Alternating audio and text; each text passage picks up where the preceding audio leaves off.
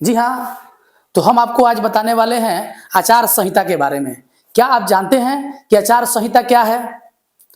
जैसे ही चुनावों की घोषणा होती है तो आचार संहिता अस्तित्व में आ जाता है।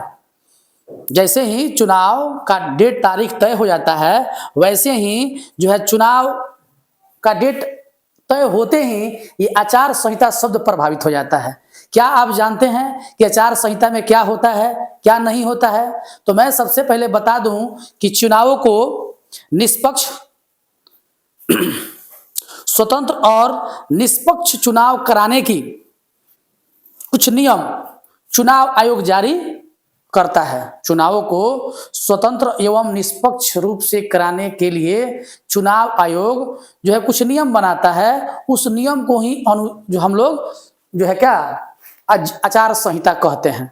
चुनावों को स्वतंत्र एवं निष्पक्ष कराने के लिए चुनाव आयोग द्वारा बनाए गए नियम को आचार संहिता कहते हैं। जैसे ही आपको चुनाव की तारीखें तय होती है तो आचार संहिता हमारे अस्तित्व में आ जाता है और इसके लिए भारत सरकार एक निर्वाचन आयोग बनाया हुआ है जिसको चुनाव आयोग भी कहा जाता है। और उस चुनाव आयोग का यह जो है चुनाव आयोग को अधिकार प्राप्त है कि अनुच्छेद 324 के तहत चुनावों को स्वतंत्र एवं निष्पक्ष तरीके से आयोजित कर सके और आचार संहिता के अंतर्गत निष्पक्ष एवं जो है शांतिपूर्ण चुनावों को अंजाम दे सके। आपको यह भी जानकारी होगी कि आचार संहिता में यदि कोई अगर उम्मीदवार दोषी पाया जाता है तो चुनाव आयोग जो है उनको चुनाव लड़ने से बर्खास्त भी कर सकता है।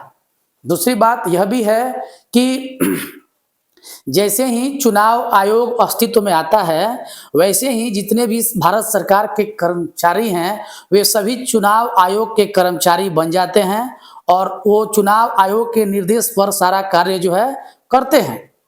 आचार संहिता लागू होने के बाद किसी भी सरकारी योजनाओं का शिलान्यास नहीं हो सकता है, नहीं किया जा सकता है। सारे और जो भी मंत्री हैं वे अपने चुनाव प्रचार में सरकारी वाहनों का इस्तेमाल नहीं कर सकते हैं। चुनाव आयोग यह भी जारी जो है करता है कि आचार संहिता में उल्लंघन पाए जाने वाले राजनीतिक पार्टियों को और उम्मीदवारों को दंडित भी कर सकता है और उन पर जो है कानूनी कार्रवाई भी कर सकता है। तो मुझे ऐसा लग रहा है कि आप इस आचार संहिता के बारे में कुछ जानकारी प्राप्त कर लिए होंगे। तो हम लोग मिलेंगे अब नेक्स्ट जो है वीडियो में। आज के लिए धन्यवाद।